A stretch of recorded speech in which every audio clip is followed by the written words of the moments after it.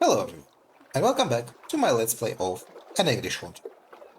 Last time, we went to the photographer to grab some photographic plates for our ghost view machine, but found out that the photographer has been taken away by the Irish mob because he had debts with them, and they are going to murder him unless we can scrounge up £1,000. Oh well, £1,000. And Patrick's only genius choice is to bet on a losing boxer in an well, it's not an underground boxing match, in a boxing match, and we will probably need to rig the match to get a payout. The match is here at the docks, so let's start investigating and see what mischief we can get up to. I've not come here to pester the seagulls. Are you sure? Are you sure? Are you sure? No, probably. There he is, the champion. Excuse me? 1 round. Is in there. Are you an admirer? Did you come to bring the lucky charm? Lucky charm? What lucky charm? Okay. Oblin Henry. What? Is come to see the champ and his lethal left hook, eh? Surely wondering what happened to my leg. You wanna hear the story? Sure. I used to work at Dunhill and Rice Factory. You know, fancy shoes made by poor blokes. I was one of them. I was on one of them lever press machines, you know? Someone left a finished shoe on the conveyor belt. Jammed the press. The foreman kept yelling at me to get the shoe out any way I could. Say they couldn't stop the production line. I yanked and pulled, but no luck. So I tried kicking. Shoe went through the press. So did my leg. Would have kept it if that bastard had stopped the line. But he wouldn't. Said Dunhill and Rice couldn't afford to stop a machine. Progress, you know? All for progress. Fighting social commentary. Like the fancy footwork of 1 round, do you? I can do it. Wanna see? Wondering why I don't strap a back leg and reach the crutches, eh? Should I slap on an eye patch too? Full of sailors in there. Don't wanna be the butt of their jokes. As sick as I am. Rumor has it, 1 round not only KO'd Alessio Fontana, but... I mean, did anyone see Fontana after the bout? Know what I mean? Got a bet on 1 round, do ya? Blimey, what a question. Could waste their money betting on Walter Black. Okay. Do you have anything to say about our shitty bet? No. Here you go. Yeah.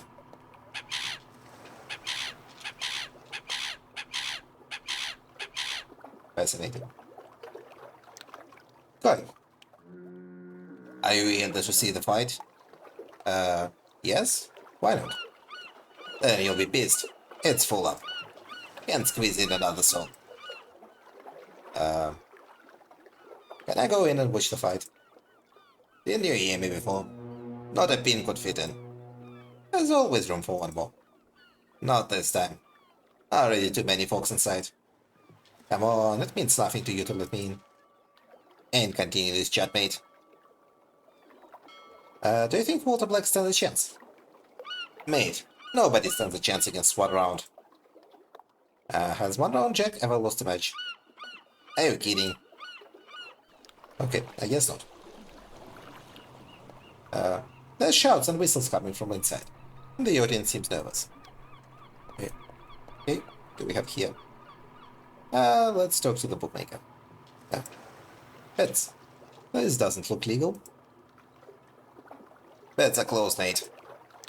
Is the nickname 1 round Jack true? You bet it, mate. His opponents get knocked out in the first round. If they go to the second, they'd have to call him 2 round Jack, wouldn't they? There's a logic to it. If 1 round Jack is unbeatable, why gamble? I mean, who in their right mind would bet against him? 1 round could have a bad day, don't you think? Has he ever had a bad day? Not in a million years, mate. Another possibility is that his opponent might be better than him. Is Walter Black better than him? Black? Are you kidding? I don't think he'll last half a round. How much would I win if I bet on Walter Black? Is it exactly 1,000 pounds? Let me think. 70 people have bet on one round. If we take away the commission, it's...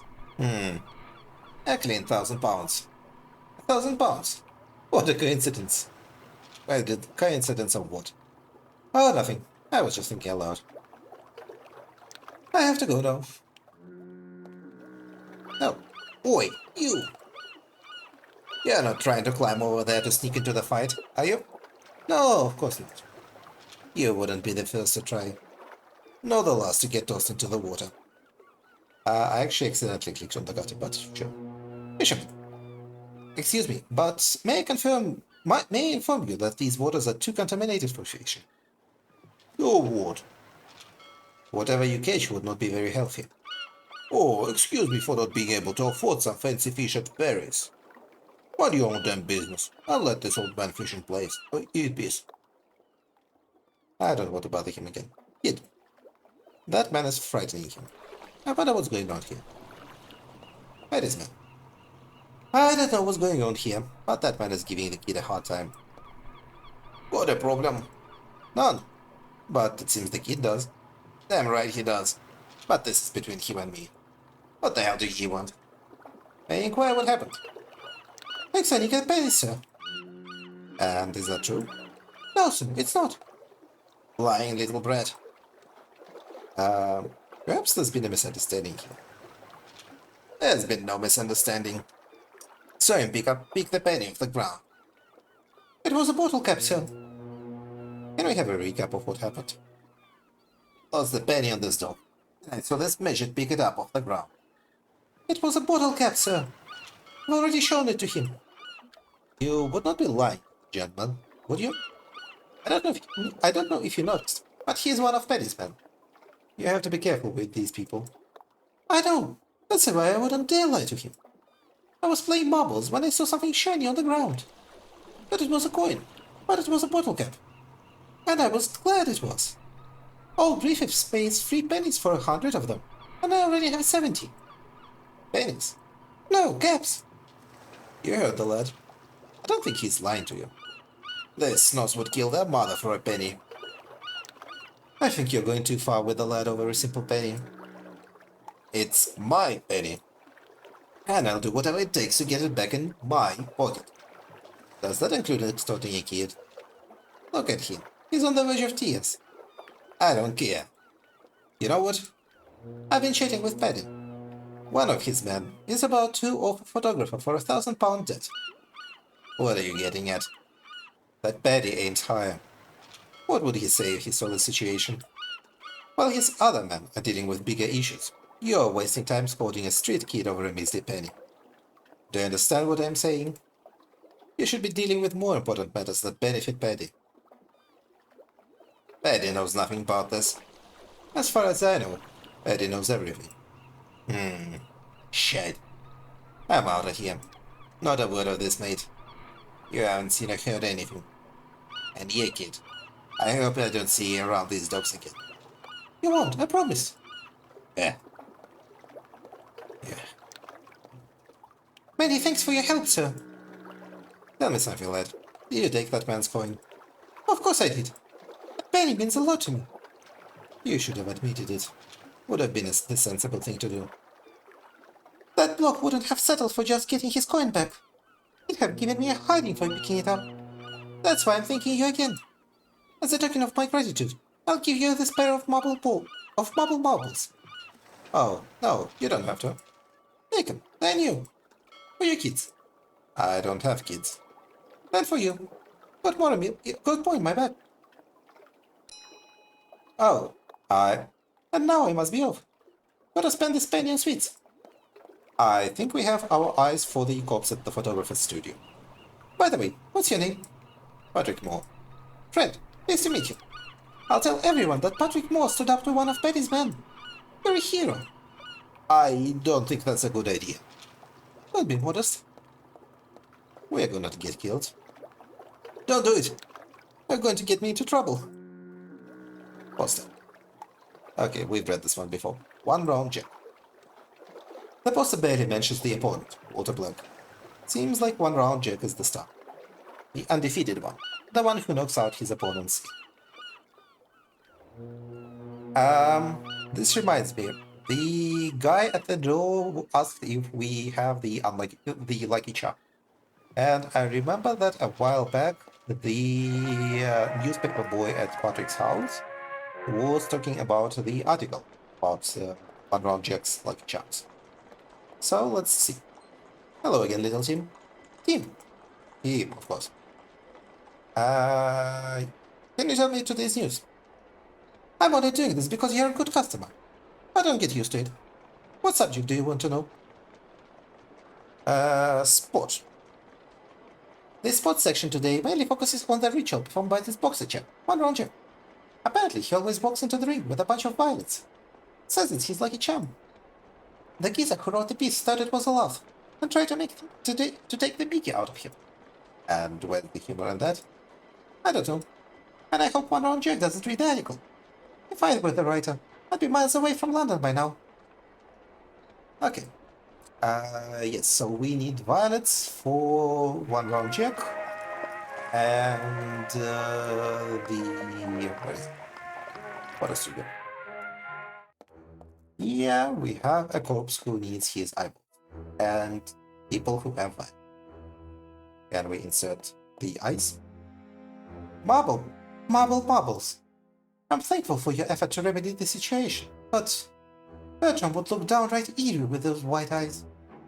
Can we put some makeup on the eyes? I do not wish to store that in the briefcase. Okay, so we need someone to paint the eyes. Okay.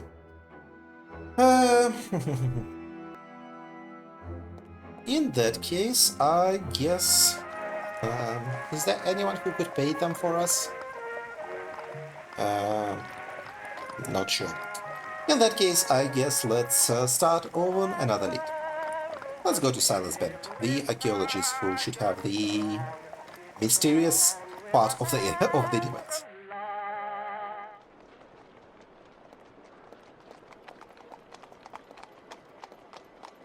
Number 5. Here it is. The London Archaeological Society. I hope Professor Silas Bennett can tell me something about one of the pieces from the Box of Revelations.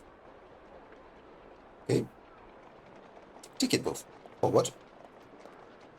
The ticket costs a penny. You can enter and exit the premises as many times as you like, so long as you keep your ticket. What? George Méliès. A star film production. The ultimate film experience. Summoning the spirits. A vacation spirited. Excuse me. You must pay if you want to see the film. Well, luckily we do have a penny. One ticket, please. That'll be a penny. There you go. Let's enjoy some old-timey movies. Enjoy the movie, sir.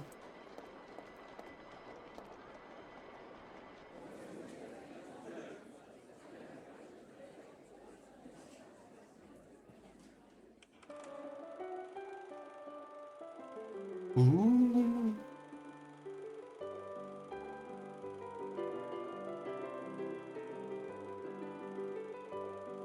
It's definitely not hanging it on the string.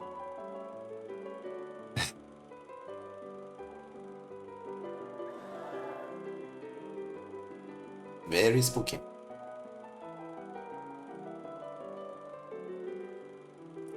There we go.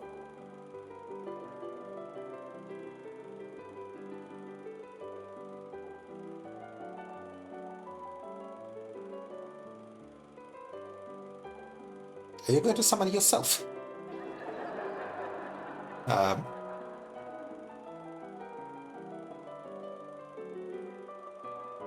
Not sure how that is supposed to work in the narrative, but I guess it's just a joke. Nice. Clap, clap, clap, clap, clap, clap, clap.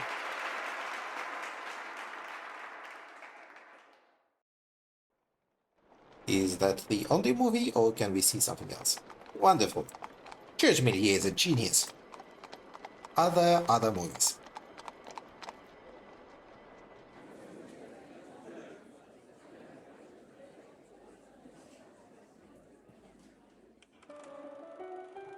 Oh, that's... I think is the same? Yes. Alright, skip. I never tire of watching this movie. Do you have any more lines? If the movie is the same again, I will skip it for the next. Oh.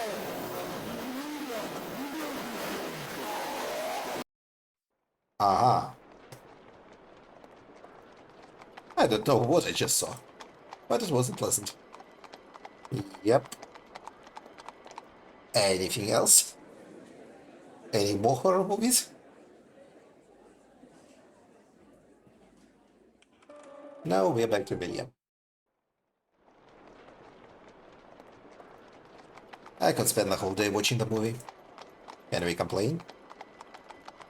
Okay, we cannot complain. Uh, Folks Horror Books. Folks Horror Books. A bookstore dedicated to the horror genre. Oh, where have they been all my life? Shop window.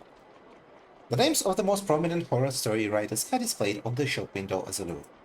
In this one, I see Bram Stoker, Arthur Machen, and Edgar Allan Poe. And in that one, William Hope Hodgson, Algernon Blackwood, and H.G. Wells. Lovecraft wasn't all that popular while he was still alive. I shouldn't waste time entering this bookstore, but this type of literature is one of my passions. It will only take a moment.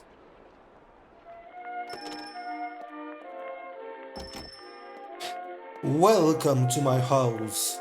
Come freely, go safely, and leave something of the happiness you bring. Rakin. Ah, you see, I see you're one of us. One of whom? You know. Excuse me? An aficionado of fantastical and horror literature. Ah, yes, I am. Well, you have come to the right place. Feel free to peruse the store. We have it all. Poe, Wells, Verne, Blackwood, Machen, B.S. Benson. You can also find the latest works by budding authors on the shelf behind me. I edit them myself, you know. Or, if you prefer, test your knowledge by answering my queries on the subject. Oh, thank you. Good afternoon. Do you have Anna Karenina? Anna Karenina? Yes, by Leo Tolstoy. Tolstoy? How dare you come to my establishment to insult me? Excuse me? Here we only sell the good Tolstoy. Alexei. Oh, the author of The Family of the Vodalak, you ignorant fool. Go to one of those bookstores that shun this genre. You will surely find what you seek there. I was just asking for... Close the door on your way out. Well, this guy's odd. You're insane. Anna Karenina. Oof. From left to right, Matthew Lewis, Edgar Allan Poe, and I think Joseph Sheridan Le Fanu. Indeed, it is Sheridan Le Fanu. Bookshelves? I recognize some titles from that bookshelf, such as Camilla by Joseph Sheridan Le Fanu. Have you perused it? Stoker did not introduce anything novel, such as The Turn of the Screw by Henry James, a remarkable novel. We do not bother with the rest of Henry James over realism. The House on the Borderland by William Hope Hodgson. A promising young man. I believe he shall rise among the greats. The Strange Case of Dr. Jekyll and Mr. Hyde by Robert Louis Stevenson. A resounding success. Did you know over 250,000 copies have been sold? Not in this bookstore, of course. In general. The Room in the Tower, and Other Stories by Edward Frederick Benson. If you wish for Fred to dedicate a copy to you, just inform me. Who is Fred? Benson. He frequents this establishment. He allows all his friends to address him as Fred. and he deems you one of them. Complete works by Edgar Allan Poe. It contains tale not of the fantastical horror genre. I would tear out those pages. What a waste of talent. The Picture of Dorian Gray by Oscar Wilde. If you seek the rest of Wilde's works, I regret to inform you they have no place here. Poetry. Here we only sell true literature. The Monkey's Paw by W. W. Jacobs. They have just opened a play based on it. I do not recommend it. Why do these unscrupulous merchants persist in altering the original material? Sense and Sensibility by Jane Austen. What? What is this doing here? What will my patrons say? How embarrassing. Okay. And we'll. Alright.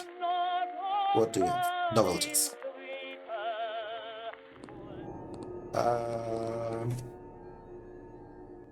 Well, we still have some time, so maybe let's read these. The Stygian Port. Report from April 3rd, 1903, as featured in the Observer. The police investigation into the gruesome murder that occurred last Tuesday in Berkeley Square continues. Scotland Yard's handling of the case is facing fierce criticism from the Baron's family, who are pressing for the culprit to be found. Rumors abound that even the victim's identification presented serious difficulty. Algernon Fenn's head has been described as a mass of bruised flesh and broken bones, purportedly bludgeoned with one of his own canes, found in pieces next to them.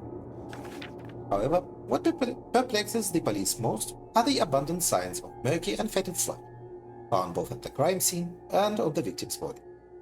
The Baron was last seen alive in the early hours of Monday near Thames, close to the opium den at Southwark Bridge during his morning stroll with distinguished members of the Rifle Association.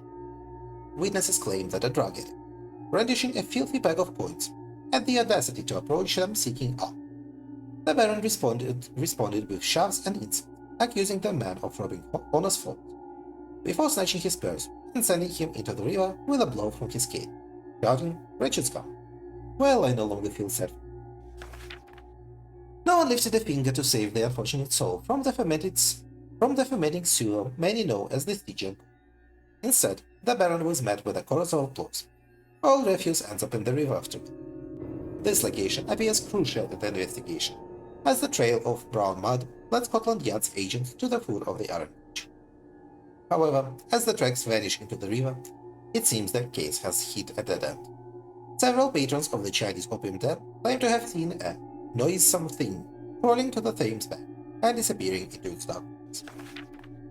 They have emphasized the stench, a guttural moan, and above all, the metallic clinking of a bottle carried by the abomination. Authorities have chosen to dismiss this account as a mere collective hallucination induced by opiate consumption. Or he just got beaten to death by a homeless man. He assaulted. The Lovelace Baby. I know this still continues of my sudden resignation upon showing up in a state at Ealing Police Station last week. I also know there are certain rumors swirling about what I saw at the Lovelace house. I'm penning these words under a potent painkiller I've self-prescribed, but I swear by God that the facts I'm about to relate are true, and not in any way influenced by the drug coursing through my veins at this moment. I, Dr. Maximilian Price, state that the following is all I have to say on the matter of the Lovelaces. It will be the one and only statement I make or write on this subject. Upon seeing the ulcerated bosom of the corpse on the table, I dare to presume, without the need for tumor markers, that what had killed Lady Frances Lovelace was Paget's disease. I would have issued the certificate on the spot, if not for a small detail that saved me. Before delving into that, I must clarify that this was the second autopsy I had performed on a Lovelace in a month. The Lovelaces had a 9-month-old baby named Lady Frances, of course, adamantly refused to nurse the child, claiming that was so. It is understandable that a woman of your standing would recoil from breastfeeding, but unfortunately Lady Frances had no tolerance for wet nurses either. She became hysterical when anyone touched her. I suppose it was desperation that led the old-fashioned Lady Frances to confer her troubles to science, but she resorted to a feeding bottle. one of those nursing bottles that have become so fashionable. Unfortunately, the same dignity that prevented the lady from nursing her firstborn also hindered her in matters of cleanliness and hygiene. The Lovelace baby was found dead a few days later, with a bruised, swollen body due to a bacterial infection from the rubber bottle tube. I myself signed the city vicar, with Miss Lovelace in attendance. This occurred a couple of weeks ago. I have back to this unpleasant memory to make you understand why a certain detail in the purple pustule on Lady Frances's chest perturbed me greatly. To make you understand why I felt compelled to exhume the corpse of little Enoch well into the night. Doubts and paranoia overwhelmed me, even though I knew it was impossible. I cursed my curiosity for driving me to compare the teeth of that trench with a chorus of small marks encircling that infected nest. Why did I have to do it? So she was a terrible mother and was killed by her zombie baby? The soot stains. It was an open secret. Arthur Black beat his wife. The Blacks were a working class couple, living in one of Glasgow's dirtiest neighborhoods. They lacked access to clean water and lighting, and their combined wages barely covered them. Bessie found it hard to recognize her husband in the blackened figure returned home with. He seemed like a shadow of himself, in every way. In addition to being tough labor, chimney sweeping paid poorly. Every coin that fell into Arthur's hands bounced off the pub bar, and when Jean couldn't ease his troubles, he tried his luck with his wife. He would always deny it, but the soot marks on Bessie's bruises held an undeniable connection. It was said that Bessie was a good mourner, because she vented her own pain. It was also rumored that she dressed in black not as a sign of dedication to her profession, but to conceal the stains on her clothes. Around the neighborhood we speculated that what would finish off Arthur Black first, the alcohol in his liver, or we speculated about what would finish off Arthur Black first, the alcohol in his liver, or the soot on his lip. What we all got right was the imminence of his death.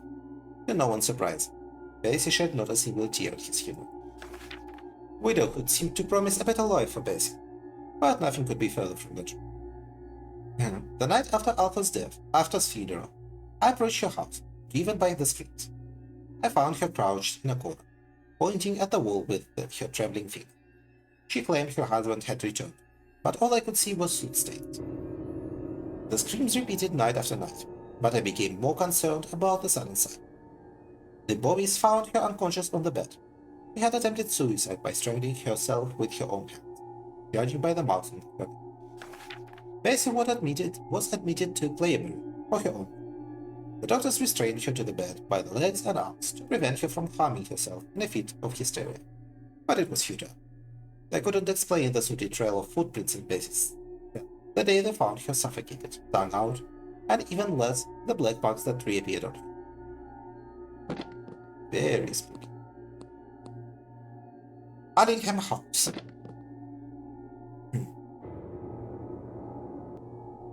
I usually keep a file of newspaper clippings of events that catch my attention, but none can rival the strangeness of the enigmatic case of Allingham House. Here's the clipping I bring there. The fire at Allingham House, bordering Clifton Bay, has prompted communal recollection of the mysterious death of its owner, Helen Allingham, before the property was bequeathed to Helen's granddaughter and her husband. As later revealed, a thorough examination of Miss Allingham's body revealed greenish marks on her gums and under her tongue, ruling out cholera as the cause of death, as had been incorrectly diagnosed. Weeks before her corpse was found in the armchair of the reading room where she held her literary gatherings, the elderly woman had stopped receiving visitors due to a rare indisposition shared by the usual attendee. Testimonies confirmed that Miss Allingham had become obsessed with her new floral tapestries in shale green, the shade once popularized by the Swede Carl Wilhelm, which is currently facing devaluation in the market due to a controversy over the toxicity of its arsenical components. She boasted about the luster of her walls, one of her acquaintances stated. As if that were not sufficient, she varnished the paper with lead to achieve more vibrant green tones, ignoring our advice. She accused us of envy. It is presumed that the dampness of the jetty decomposed the arsenic in the upholstery, causing vomiting and diarrhea among guests, and Miss Allingham's death due to prolonged exposure. The police investigation will determine whether the fire was deliberate or the result of the tapestry's flammability. But regardless of the result, it puts an end to the Arlingham couple's well-aired domestic crimes. That cursed armchair! I scrubbed and scrubbed, but the green stain wouldn't budge. It lingered there, glowing in the darkness every night, changing positions, Elizabeth Arlingham declared, just before her husband dragged her away from journalists, citing post-traumatic stress. And the last one, the Ouija. We could have been three bored old ladies at another dull dinner. Heavens forbid. Lillian had invited Margaret to her garden as a gesture of apology after mocking her amethyst lamp. Margaret has always been a bit reserved, so at Lillian's request, I agreed to accompany them both to help smooth things over. I brought scones and sandwiches, and Margaret brought imported green tea from Benham. I was about to kick off the evening with the latest gossip when our hostess surprised us with one of those alphabet boards to communicate with spirits. She had pilfered it from Charles Cabinet, who was involved in the Golden Dawn. Quite audacious, that Lillian. What noble lady rummages through her husband's belongings? Ah well, since she couldn't find the planchette, she tipped a teacup onto the wood and traced a finger on it. She had seen that little act 1,000 times in Charles' session. Lillian urged the ghost to manifest themselves. We went along with the Jew, and she began to slide the cup back and forth. But after a while, I noticed something odd was happening. The cup hopped over the letters, repeating three words incessantly: danger, cup, death. Lillian jerked her finger off the cup like a spring. Her skin looked pale, even under her rouge. Margaret poured her some tea to calm her down. I had a bad feeling, but couldn't shape it until it was too late. Lillian started foaming at the mouth, her eyes glazed over, and her head slumped onto her chest. Margaret laughed like a devil. She didn't resist when the police took her away. They would find belladonna in the tea, or some other poison. It was only a matter of time. If I hadn't been so skeptical, I might have suspected that the Ouija board was referring to Margaret's teacup, not the one Lillian was using as a planchette. Yes, of course. Before they urged me to leave the crime scene, curiosity led me to place my finger on the board's cup and ask a simple question. Who are you? When the cup started moving, and the letter spelled out a name, I knew I should have bitten my tongue. Lillian. This time it was me who burst into laughter. That was definitely impossible.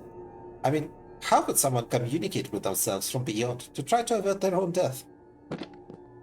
Maybe there is time travel involved. But this is where we will end today's episode. Tomorrow we will continue our investigation of the bookstore and probably take a quiz from those crazy books. Thank you for watching, everyone, and have a good day. Goodbye.